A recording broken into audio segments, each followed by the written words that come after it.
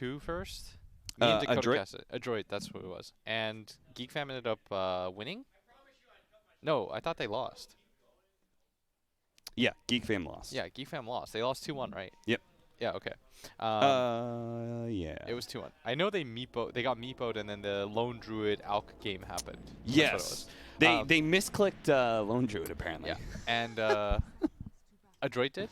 Yeah. Yeah, but they still won. They did not mean to. It was a really terrible Lone Druid game. But I did see good things from GeekFam. I just feel like the one thing is their coordination was terrible at Game 3. They had this Naga Disruptor combo, which, guys, if you go check out the VOD for, which you absolutely should, they missed the Sleep Disruptor ulti combo like 4 times, which is an unreasonable amount of times to miss it. Like, at a professional level, I say you can miss like 2, but they doubled that. And that really made life really super hard for them. And on the other side of things, I saw Boom play yesterday, and I was so impressed with Mikoto. I thought he did a lot of good things. He reminded me, and this is the highest compliment I could pay any player, of Thompson, in that he just went around and did stuff. He would die, but he did stuff at all times. He was always pushing the game forward into a way where his team was in a winning position, which I thought was really, really good. The only thing is, I felt like, if anything, Dream did not utilize that space as well as I would have liked. Yeah. He was 0-4-0 in a game where his teammate had absolutely crushed mid in an unwinnable matchup. And I feel like he did not properly utilize that space enough. And whether or not he was just having an off day, he needs to get his act together if they're going to do really well in this thing. Yeah, especially in this game, right? Because he is playing a Phantom Lancer that has been countered. You've got Gyrocopter and Leshrac cores that you're going to be matched up against. So the first 25 minutes of your game are going to be really hard. There is upside, though. I think that late game, they don't touch him. Yes. When this PL gets hard, the game is over. There's very little to, I want to say absolutely nothing they can do. And I like speaking in hyperbole because Kyle won't be casting for a bit, so I have to take up that mantle of wild statements. True. So can you give me, so Heart, 100% they've won. 100%. Guaranteed. Won. It's over. Kyle will shave his head if, I'm wrong. So that is one thing. But I do think their early game aggression on the side of GeekFam is very good. Like, they can run at them nonstop. And they should, because a lot of Boom's lineup is based on, like, they have difficult to pull off team fight. Like, things have to go pretty well for them. Yeah. They don't have easy ways of initiating, I should say. They don't have the easiest way to protect the egg on the side of Boom. Their way of protecting the egg is just to fight, I think. And Hyde picks up the first blood on Zephyr. I will say, by the way, Hyde, if Mikoto was like the superstar, if he was the MJ yesterday, then Hyde was like the Pippin. Okay. Like, he made a lot of plays on his Phoenix. Look to see him continue to do that here in this bottom lane. They've been going back and forth here with this dual lane, now turned tri-lane as he shows up. He was helping FBZ before in a matchup that is not very fun, Pango versus Batrider, so he's just trying to give him a little bit of security for the first level or so. I would imagine the Pango just pulls waves. Yeah. Is the best thing for him. Yes, you do have an escape mechanism, but the escape mechanism doesn't push you far enough. Yes. And Batrider, the thing about Batrider is, like, in 1v1 pure lanes, there's very few heroes that beat him, because even the heroes that have, like, an escape mechanism, for example, I was watching Koikva once play Batrider versus Slark against, like, some 8K player, and he crushed him. And I was like, how'd you do that? And he's like, because you still have to fight sometimes when you've got sticky stacks. And every single time you have more than, like, 2, you have to run away. Yeah. Or you have to use your defensive ability. Not dying is not the same as winning the lane. Even the heroes that have low cooldown abilities, let's take Weaver, for example. You, let's say it's a hard matchup. For whatever reason, maybe Batrider gets sat on. Well, when the 1v1 starts occurring, you can always just pull into neutrals and get the extra CS. That is an advantage that pretty much no offlaners can really replicate to the same degree that Batrider can. Yeah, Darkseer. That's pretty much really good. I was thinking of that. I think Darkseer should be good in this meta, considering what heroes I think are good. Where everyone's just trying to trade farm and, like, Darkseer's going to get free farm. I feel like he should be pretty good as an offlaner. Maybe I'm wrong here. Do you feel like there's a bit of a lag in that just because? Oh, still managed to pick up that regen rune. And Zephyr may have actually died for that. In fact, he does. Zephyr. He braved the Remnant to try and take the regen away from Makoto. A valiant effort, but one that was ultimately more costly than he imagined. He's gonna die. And now Makoto is going to get level 6 before Carl, which is really important because that's when you get really good kill potential. Nice block there from Carl. Tanks the Remnant so he can get the deny on the range creep. Yes, sir. I'm looking up Zephyr's career. He's actually had a pretty decent-ish run. He used to play on Tigers, which was the team with, at one point had Dendy in it. Led by 1437. Yeah, they actually won Dream League Season 10, which is the minor, of course, where they went to the KL Major after that. That was with Moon Meander, 1437, that squad. Kezcute takes a little bit of damage. Raven not going to push his luck too much. Is he happy with the way this lane's going? Yeah, he's got to be. He's 29-7, second in the CS board. Yeah, this is one of those rare games. Hold that thought as. Yeah, he's not only high in CS, but now he's going to be gifted a kill here, Raven. How'd you know he's going to get the last hit? I just, you just feel it sometimes. Oh, wow. When you played enough Dota, you can just read this. I can't do that. I just assume with Rocket Barrage, And if he didn't, then you know what I would have said, Blitz? What? And I would have said that that kill was stolen away by his support. I see. Because, Rocket Barrage go brrr. You can't just do that as a carry. You need to run around hitting creeps sometimes. Rocket Barrage go Rocket Barrage go brrr. That is the best new meme that has come out in the last year. There's like some really crap ones, but that one and the heroes as beans, I always puts a smile on my face. Have you seen those? It's a cutesy one, yeah. Yeah, like I don't mind that. It's inoffensive. It doesn't like hurt my day at all. I enjoy it. It takes a little bit of creativity. Yeah. I was gonna make one for Storm, and then I realized I have no artistic bone in my body. You would have had to put Storm Spirit in the title because nobody would have been able to figure it out. This is Storm. It's like, oh, cute. Like your 4-year-old drew this? Oh, yes. All right, Hyde is looking around for some wards, and honestly, I'm not sure what he's doing here. I think it is very optimistic for them to hope that they're going to win this. You talked about having a successful run in Zephyr. Somebody else who, maybe not the most successful run, but a long run, is Dreamocell. He used to go by the name Fervian. If you would recognize that. I would, initially I was like, Dreamocell, who is this guy? And then I saw Fervian, I was like, oh, yes. I recognize that name from grinding casting C at Join Dota. He has a pretty good career. So far, he's earned 43,000 in prize earnings individually, which is very good, which I think is like pretty decent.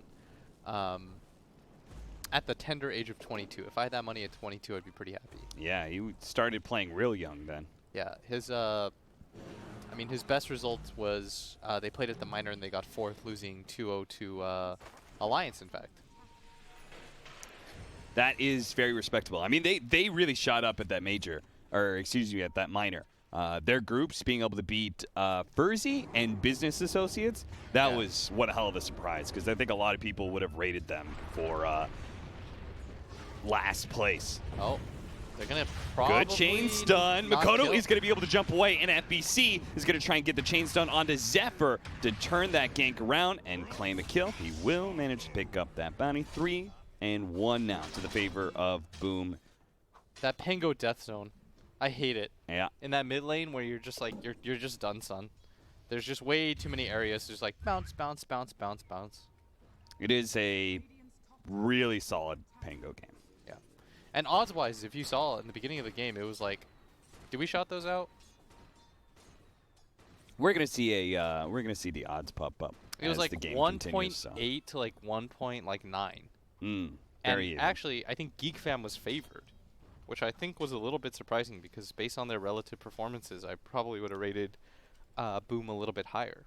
Yes, based off of name and such, you probably would go with GeekFam, but the performance here at this tournament so far, boom, Esports has certainly come to play as Makoto has come up to the top lane to get the kill onto the Batrider, who's been free farming this entire time. An important gank. Dota is the most "what have you done for me lately" game of all time. That's why I feel like, you know, sometimes I'll watch like No-Tail stream and I'll see people talk shit to him or tell him he's wrong, and I'm like, bro, you could win 14 TIs, and there's always somebody that thinks they know better than you. Yeah. Which means that, you know, like every TI winner, as soon as they like go soft even for a second, they're done, son. You know, I've heard that talked about in some of the older players who are still trying to play. Yeah. And in a way, it's like their long history goes against them now at this point. Because maybe they're Everyone not thinks the you're highest MMR. Exactly. Yeah. You're washed up. You're what about Seb. those hot new kids? That 17-year-old who's 9K. He's got a promising future. He hasn't been tested yet. Yeah, it's the Seb conundrum where obviously Seb still had it. No shit, he had it like in spades, and he's now considered like maybe top 3 offlaner all time. Yeah. I remember being on the analysis desk and being like, yeah, he's got high MMR, but like, does he still have it when it comes to playing professionally? Yeah. Because he did not back when he was originally He's one of those playing. like exceptions though, where his history did work against him, but he just made it work anyways. Yeah. So yeah. But Boom, I mean, I like them, up-and-coming squad. I feel like this is going to be the random team that I support, just because I watched like one of their games. I'm like, I like the way they play. I think they play like cool Dota. But I do think like there's just something missing from them being like really, really good. But hopefully in this league, maybe they can like figure it out. Is it? Can I be as bold to say they need another superstar core? No, I think that Dreamocell is a good player. I just think that he, right now, maybe I'm judging too harsh based on yesterday, but he just needs to figure out his place in the team a little bit better. Okay. But I think he's very talented. Like, no, there's no way I think they should kick him or anything like that. It's just awkward when you have like one player that you consider like a superstar. Makoto. I think He Cuckoo does might kill not him. have to simulate, so he should be dying here. 15 seconds until his next charge. Cuckoo. Well, should be able to chase him down with sticky napalm and such. It actually might be a little bit close with this TP. The takeout damage isn't going to be enough. Makoto does actually survive. Thought he was 100% dead. Yeah, I thought he had too many stacks. He was going to take too much damage, but No, just barely gets out of there. He has been picked up on, though, when it comes to farm. #1 in the game, Gyrocopter. Right after that, yep. well, for like a quarter of a second was Leshrac. But this Gyro's had a very good game. Nowadays, I will say, I think PL is really hard to play against. I've been running into him a lot in my pubs, and it feels like there's too many situations where it's just a free PL game. He's good against a lot of the cores that other people like to play against, like especially Wraith King, you know? His laning is not bad. No, not at all. He can punish certain offlaners really hard with Phantom Rush. If he doesn't do that, he jungles very efficiently once he gets level 6. Yes. And he's one of the hardest carries in the game, so... You never feel bad about having a hero that can go Manta, Diffusal, Abyssal. Those are all very useful, annoying items, as they're going to pick up a kill onto Carl. Yeah, really big pickup there. Oh, FBZ actually switched up his build. Originally, he was going to go the Treads build that a lot of people have been going. Instead, he went back into the teamfight build of guarding Greaves for the boys. I think he needed to. I personally think you don't need 3 DPSers on one team. Like, they have enough damage. What they really need is they need a frontliner, because if you, for example, guys, if you lack an initiator, a tank will do in a pinch. Somebody that can just like run in for you, and survives for like an abnormally large amount of time. That can be your initiator. Some guy gets gone on, he lives for a long enough period, and I really like this move by Kezq. I'm 90% sure he knew this was coming based on how he was patrolling, and this is one of those like protective deaths where you're simply just trying to die, and he also knows that the ward is placed there too. So as long as nobody else dies here, this was an excellent death. And hold that thought, as more people are going to die here. Yeah, Hides elves are going to be caught, but no cores are going to be caught in the action. But the down part is with both supports gone and GeekFam reaching a point where their lineup is going to be very strong They are just going to be able to mow down this Tier 1 tower. BSJ did say GeekFam needed like a 5K gold lead by 20 minutes. I think that was the timer he gave, something like that. It's arbitrary, but I like it, Brian. Yeah, in fact, I'm going to double down on that. He said 100%. If GeekFam has 5K gold lead by 20 minutes, they cannot lose. Okay, I like it. Brian's not here to defend himself, so. Yeah. Mikoto, for a second when I saw the broadsword, I was like, oh, hey, he's going that blade mail build you were telling me about for intelligence cores. But no, he went for the Crystallis. A lot of people do that, though. Yep. Oh, they're going to go on a Cuckoo. They are. Okay. This is a whiff and a half if I've seen one. Yeah. Oh, are they even going to? They hit him bumps once him with once, and the Aether Remnant is there to follow up that stun. So that is a shame that he had to die for that. In the end, you got the kill. And that's what's important. They're going to lose 4 bounties. What's really important, though, sometimes is bounty runes, and only one of those is going to be played by Boom. They might not actually have gained any gold because of that. Yeah. That's awkward.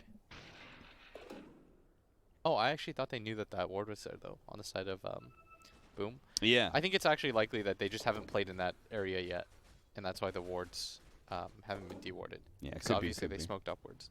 And Kez cute. So one thing is, if you're playing support, it's really awkward because if you don't have vision there, but you know there's vision there, I think a lot of supports, lower level supports especially that I see in pubs, will just like blindly walk in and go. But you don't want to do that because you're essentially just feeding yourself away. They have vision, you don't, so you have no idea what you're walking into. And the mid game, I would say, has been sped up quite a bit because of the changes. So what used to be like, you know, the 20-minute mark is really when you enter the mid game, where people start to 5-man, is now. So what you should do instead is do this. You smoke into your jungle, your teammate meets you, and then he gets to safely de-ward, and the enemy team will think like, oh, he's just de-warding by himself. Protect our vision, Exactly. Go kill that guy. All of a sudden, it's a team fight. Yeah. And that might just happen here as they're going to run into the gyrocopter. Where's the stuns? They do have it. Whitemon is going to be able to get his ultimate off, though, on Raven, probably saving his life. They did blow the egg for that, and Carl is going to TP in. He's going to turn this fight around. He's going to go for this kill, trying to run down Kezcute first. Dreamcell has to play away from this last strike here, a little bit too damaged, but Mikoto can try and challenge Carl if he wants. FBC tries to join him, but Carl's a little bit too fast for that. He backs up to the back line. They do lose their Tiny as GeekFam try and take that team fight. Doesn't prove to be successful. Carl messed up there, I think. Yeah. He got himself in a really weird position, and if you have to defensive Yules there and run, their team just got split. But Egg was wasted, Pangle Roll was wasted. That's a really good fight for them at that point. But you saw what I'm really glad that they did it, like right as I said it, because that shows like they know what they're doing. They're making like good strategic maneuvers. Yeah. And it was like a great example, right? It's you smoke to the vision there. Don't ever go there alone. Please supports. 99% of the time, you're just going to die. But what you can do is you can bait off of that, or you can make plays off of that, which is exactly what they did. And GeekFam then, the counterplay is you don't immediately go on that guy. As soon as you see him, what you can do is you wrap around, because you'll then run into a situation where hopefully you're meeting his team before he can get there. And you can set up for the fight better than they can.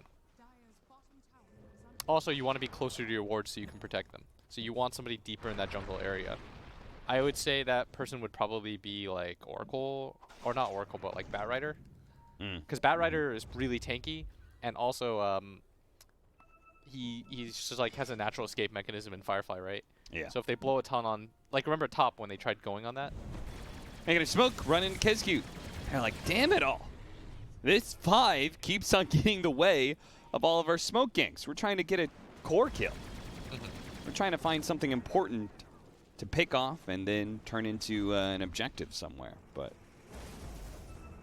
so now when it comes to warding, for all you 5s out there, hopefully you have one defensive jungle ward placed here, and hopefully you have one aggressive jungle ward placed here. And if you haven't taken the mid tower, then ideally you have a mid tower placed there too. And what GeekFam should do this time is, I think anyways, they should defend their vision as much as they can.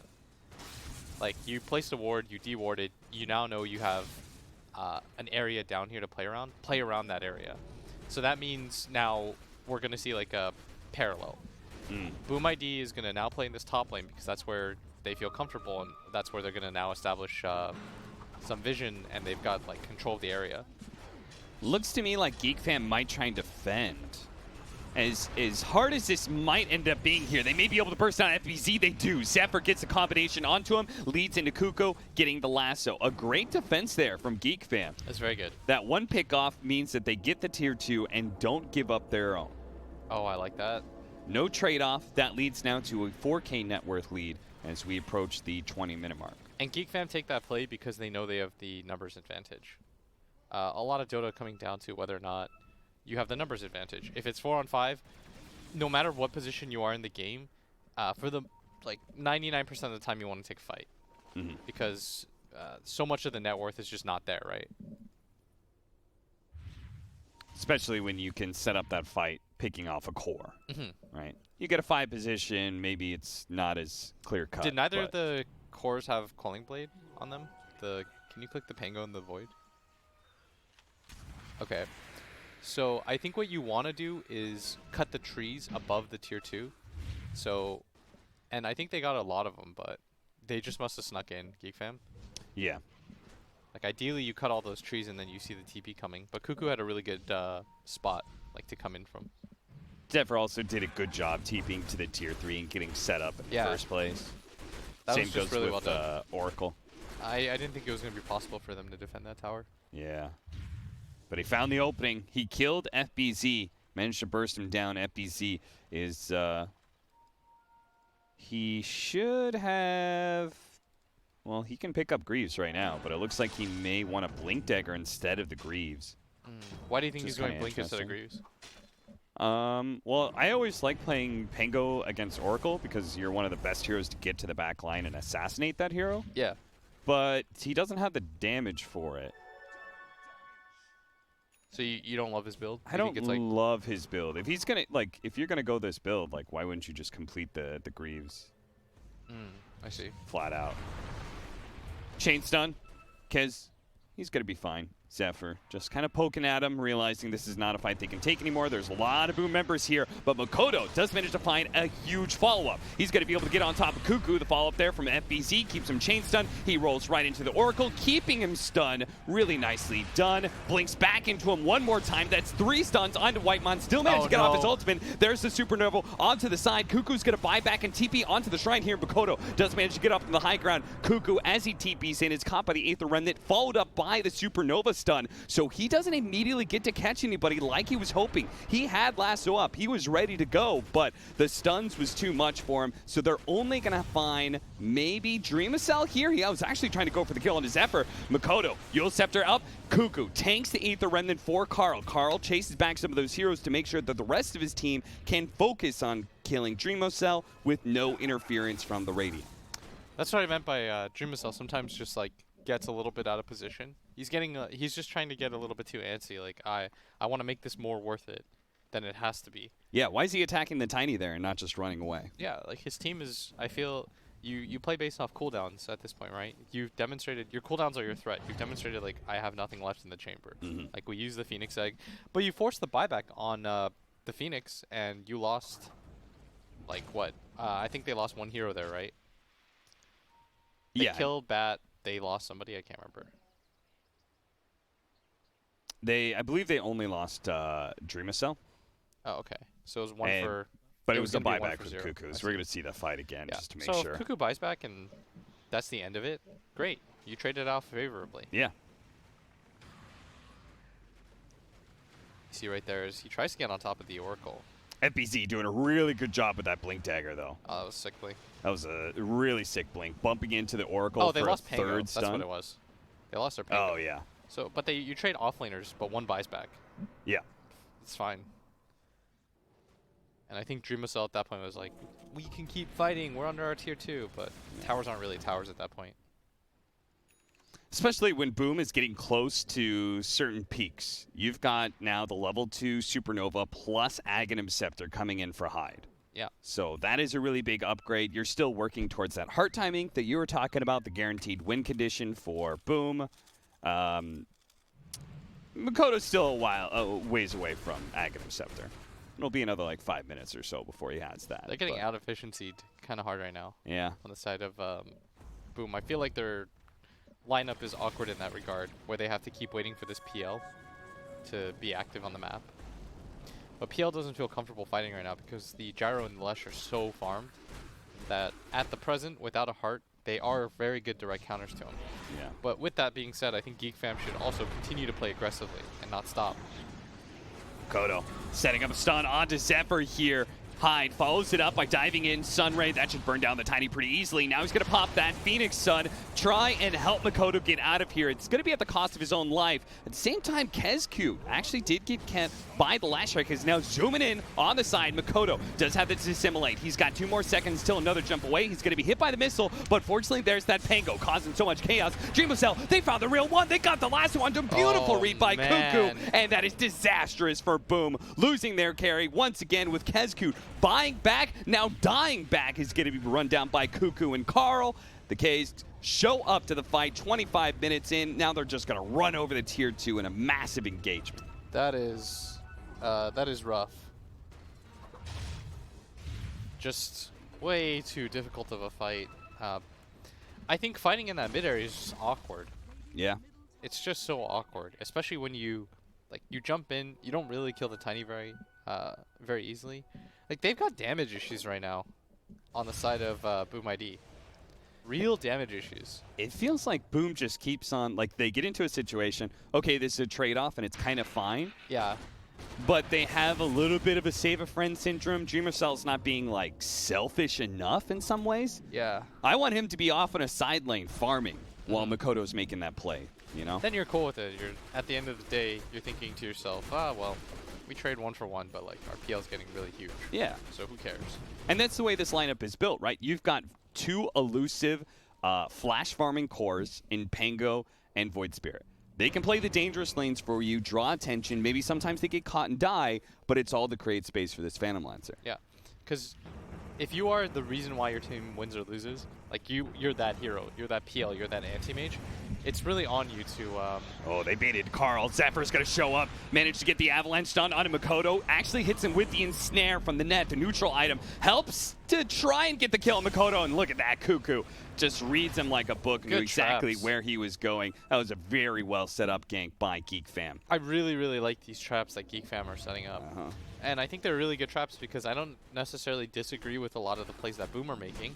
Like, I like that they're still trying to play opposite of their PL and get control again in their own jungle and force like the engagement away from their own jungle. It's just Geek are being very good. They're being very patient. When you see 4 heroes at top waiting to bait 1 hero, that's when you know a team is like gelling. Yeah. They're doing like smart things. They're working together. It's well done. The engagement in mid got a mid tier 2. Now that engagement at top finds the Roshan kill, an Aegis for Raven. Yeah. As he still has the remnants of a double damage rune. They're going to try and rush towards Boom, see if they can catch anybody. What's Lesh have? Lesh must be really farmed too, right? Yeah, he's very tanky. He's got BKB. Bloodstone, BKB, Yules, and Boots of Travel. I think if you want to go for high ground situations now, take all the tier 2 towers, go for a high ground. I'm okay with that. We talked about how they have damage issues because a lot of their damage is like magic because they don't really have the PL participating yet. And they have one of the best heroes in the game at mitigating magic damage. If not the best, right? They've got Oracle. Yeah. On top of that, there's a pipe on Batrider. So you have a lot of this damage that Boom puts out is just kind of negated off the bat. So it really means that this PL, it's even more important that he has a very good game because he's almost all of their physical damage, if I'm honest. Yeah. Like, you could make the argument that this, like, Crystallis Void Spirit is dealing a bit of it, but not really. Yeah. I think that's always been a problem with Void Spirit is that he does run out of damage. Yeah, your hope is that you're far ahead. Yeah. And then you can just jump the back line better than almost any other hero, like right now. He's going to try and jump in, push back GeekFam. They are just going to run away now that they see the Sapphire ultimate. They can say, okay, if Mortimer Kisses is being used, we can just go back up. in. But we don't have to run away completely. We just reset for a moment, wait for the next creep wave, and then go again. This time around, they won't have a very important cooldown. Range rack's already gone. Melee soon to fall. Looks like really Boom may not fully commit to this fight. They're going to roll around a little bit with this Rolling Thunder. FBZ is not going to be able to get the chainstone onto Leshrac. That is going to be, oh no, Hyde got caught before he could get off his Supernova. Now this is turning into a disastrous engagement where Carl feels like he can just run forward with impunity thanks to that BKB. They take the melee barracks and back up now. Very, very well done by GeekFam. Really liking how they're playing so far. This mid-late game has been all of them so far. Just good moves overall. I like the way they... The only thing that I really have a criticism for them in this game was that I didn't feel like they protected that bottom ward hard enough, which put them into kind of a weird situation. But the way that they defend their towers, the aggressive maneuvers that they make, they're very good at playing the hit and run game. Solid, solid, solid. All good things so far that I've seen. And now it's Boom who look like they're the ones making the mistakes. And it's more that those mistakes are being forced out of them, right? Yeah. They have to make certain maneuvers, and they're just falling into the traps of GeekFam time and time again. Yeah, I think they realized early on that they have damage issues, and so they're trying to force things. I will say, it feels like this team relies a lot on Makoto having like net worth leads and just snowballing games. And he's not able to do that in this game. He is definitely trying to force kills that are much harder to get than the last series that we saw. I think his issue is, his primary issue is that there's no easy hero for Void Spirit to one-shot in this game. Like, when Void Spirit feels really good, it's because there's a core on the enemy team that you can just straight up run into and they're dead. Like, you just 100 to 0 them, run in, pop your combo, you know, bang. But GeekFam have not allowed them any sort of opportunities like that. They're dangling heroes in front like bait, and then they're just kind of like pulling back. They have 4 heroes, and now Makoto's like doubting. You know, he's like, "Are people actually there?" Well, that's it. GeekFam, they tried really hard. 31 minutes in, but they've lost. The Phantom Lancer has his heart. That's a heart. And Makoto has his Aghanim Scepter. We'll see if that actually changes the fight as Blitz predicted so boldly. Not 30 minutes ago. Now he needs like a basher. Oh, now we're adding addendums, huh? He needs a little bit more damage. Okay. No, it is true that this heart, with the combined power of Leshrac and Gyrocopter both being this far ahead, that heart will not be enough for Phantom Lancer to single-handedly carry these fights. It's going to be very tough. You can't give up 2 sets for here. Boom. It's way too much map control at this point in the game. At the same time, it looks like they just don't really want to fight into this Aegis from Raven. But Raven's going to continue to force it. Ether Remnant pulls him back. They're going to start leading out with a Sunray. Look at FBZ bouncing into the back line. He's trying to find that Oracle, and he does manage to find him while Raven's dropping low. FBZ is making sure that White Wand will not be able to get off that false promise so easily. Now he's going to be focused as Makoto catches him with the Ether Remnant, and he's gone. That 5 position is out. Now there's no more saving Krasis, and Boom can just collect whatever kills they can find. Makoto's going to be able to get the Eul Scepter onto Zephyr. FBZ looks for one more, but it's just going to be the 2 supports that end up falling. At the end of the day, though, that was another Tier 3 and another range barracks that falls for just 2 supports. And Boom does not lose, or GeekFam don't really lose core heroes. Yeah. In engagements. I'm noticing that as like a theme. They're not losing their Lesh or their Gyro ever in bad spots. Meanwhile, exact opposite for Boom, right? Yeah. Cuckoo had that dieback once, but other than that, they're not really getting into these like bad positions. They're willing to ditch their supports. Yeah. Which is what we, kind of criticized Boom for not doing enough. Where it feels like they're trying to save everybody. Man, it was crazy. They are going to be found here as BKB activated by Carl. Dreamacell is just trying to put some physical damage on him to help his Phoenix out because he doesn't have to die just yet. It was coming up in 1 second time. But he doesn't manage to get it, and now Makoto, he's going to pay the price for not using that second charge of Astral Step. He gets lassoed, does not have a buyback, and GeekFam, there is no Tier 2 to save Boom ID here. The GeekFam can just quickly take that melee barracks in bottom and force the engagement mid. Boom will have to take this 3 versus 5. Yeah, and this is looking like it potentially could just be game. I think so too, unless Dreamacell and he's FBC... got to put out work, but there's no Peng ulti. Yeah, there's no Rolling Thunder. There's not even that disruptive presence to stun people up and allow Dreamacell to do damage. Yeah, look at it. They're trying to throw out the Mortimer's Kisses. They also have the Glyph that is going to stall GeekFam long enough that they now have the Phoenix. But this is going to have to be an amazing Supernova. Somebody is going to have to bait or something here. And Dreamcell, he's going to be leading in. The Supernova goes off. Raven pops BKB, trying to focus it down. Cuckoo's going to join him, blinking forward, and the egg is dead. Now Dreamcell no longer has that big AoE control unless FBZ can come through in the clutch with this Rolling Thunder. Bounces between the two of Cuckoo as well as Carl, doing a really good job chain-stunning him like this, but Dreamcell still has Raven to contend with, and that damage from the Gyrocopter is too much for him to handle. Makoto jumps out, double silence onto the Oracle, trying to burst him down as quick as possible, but he gets Yule Scepter. Now he's going to be caught by the lasso once again. He dies twice to the lasso, back to back, and that is where boom, we're gonna call it for this game one. It ends on an ultra kill for Raven. Easy peasy, really well done by GeekFam. Really clean performance. Felt like their teamwork was really solid.